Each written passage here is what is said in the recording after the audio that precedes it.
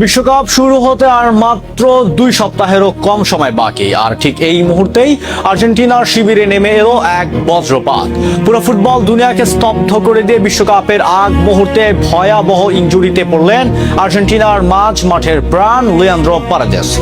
হেক্সা mission কিংবা শিরোপা ধরে রাখার মহাযুদ্ধের ঠিক আগ মুহূর্তে এটি আলবি সেলেস্তেদের জন্য এক মস্ত বড় ধাক্কা, যার কারণে কপালে চিন্তার গভীর ভাঁজ পড়েছে mastermind coach Lionel Scaloni. Latin আমেরিকার আগুন যখন বিশ্বমঞ্চে জ্বলে ওঠার অপেক্ষায়, ঠিক তখনই হ্যামস্ট্রিং ইনজুরি কেড়ে নিল আর্জেন্টিনার এই অভিজ্ঞ মিডফিল্ডারকে।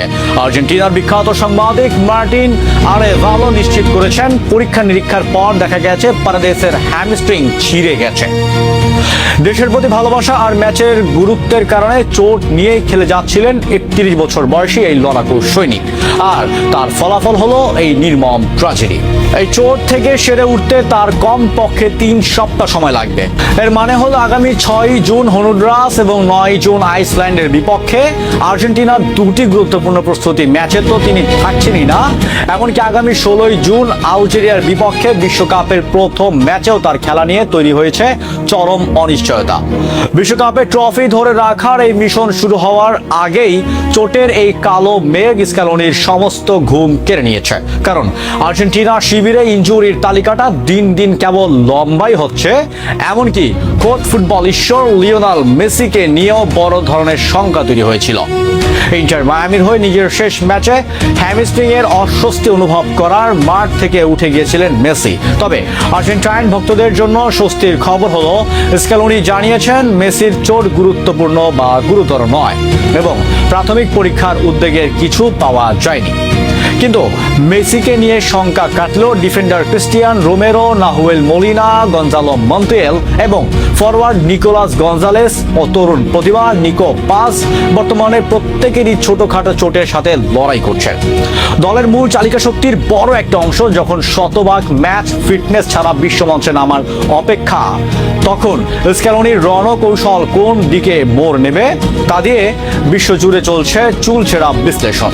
তবে লিয়ান্দ্রো পারাদেসের মতো একজন অভিজ্ঞ এবং আগ্রাসী মিডফিল্ডারের বিকল্প খুঁজে বের করা স্ক্যালোনির জন্য এখন সবচেয়ে বড় চ্যালেঞ্জ।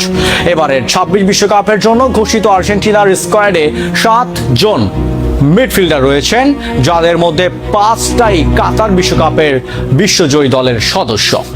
এছাড়া ইনজুরির কারণে গত বিশ্বকাপ মিস করা জিওভানি লো সেলসো এবং উদীয়মান তরুণ প্রতিভা ভ্যালেন্টিন বার্কোকেও দলে রেখেছেন স্ক্যালোনি। পারাদেসের অনুপস্থিতিতে মাঝ মাঠের মূল দায়িত্ব এখন চলে আসবে রদ্রিগো ডি পল এবং অ্যালেক্সিস ম্যাক অ্যালিস্টারের কাঁধে, যাদের একাদশে থাকা প্রায় নিশ্চিত। কিন্তু প্রশ্ন হলো, পারাদেসের সেই ডিফেন্সিভ মিডফিল্ডের শূন্যতাকে পূরণ করবেন। এক্ষেত্রে স্ক্যালোনির হাতে প্রধান দুটি অস্ত্র হলো এনজো ফার্নান্দেজ এবং জিওভানি লো সেলসো। এনজোর নিখুঁত পাসিং আর লো সেলসোর ক্রিয়েটিভিটি মাঝ মাঠকে সচল রাখতে পারে। এছাড়াও বায়ার লেভারকুসেনের হয়ে দুর্দান্ত মৌসুম কাটানো এক্সিকিয়েল প্যালাসিওস হতে পারেন স্ক্যালোনির অন্যতম বড় ট্রাম্প কার্ড। প্যালাসিওসের কঠোর পরিশ্রমের রক্ষণাত্মক ভূমিকা এবং মাঝ মাঠে ভারসাম্য বজায় রাখার অসামান্য ক্ষমতা পারাদেসের অনুপস্থিতি অনেকটাই পুষিয়ে দিতে সক্ষম। বিশ্বকাপের ঠিক দরজায় দাঁড়িয়ে এই চোটের আঘাত আর্জেন্টিনার জন্য এক অগ্নি পরীক্ষা। কাতার বিশ্বকাপের প্রথম ম্যাচে হারের ধাক্কা সামলে যেভাবে ঘুরে দাঁড়িয়েছিলেন আলবি সেলেস্তেরা, এবারও কি স্ক্যালোনির রণকৌশল আর তরুণ তুর্কিদের হাত ধরে সেই চেনা ছন্দে ফিরবে আর্জেন্টিনা? পারাদেসকে ছাড়া হন্ডুরাস আর আইসল্যান্ডের বিপক্ষে প্রস্তুতি ম্যাচে আর্জেন্টিনার মাঝ মাঠ কেমন করবে বলে আপনি মনে করছেন? আর লিওনেল মেসির এই শেষ বিশ্বকাপে আর্জেন্টিনা কি পারবে সমস্ত চোটের বাধা পেরিয়ে আবারও বিশ্বজয় করতে? আপনার মূল্যবান এবং জোরালো মতামত ঝটপট করে আমাদের কমেন্ট বক্সে লিখে জানান। ভিডিওটি ভালো লাগলে লাইক এবং শেয়ার করে ছড়িয়ে দিন সমস্ত আর্জেন্টাইন ভক্তদের মাঝে।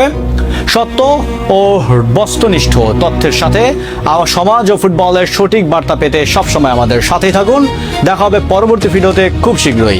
ধন্যবাদ।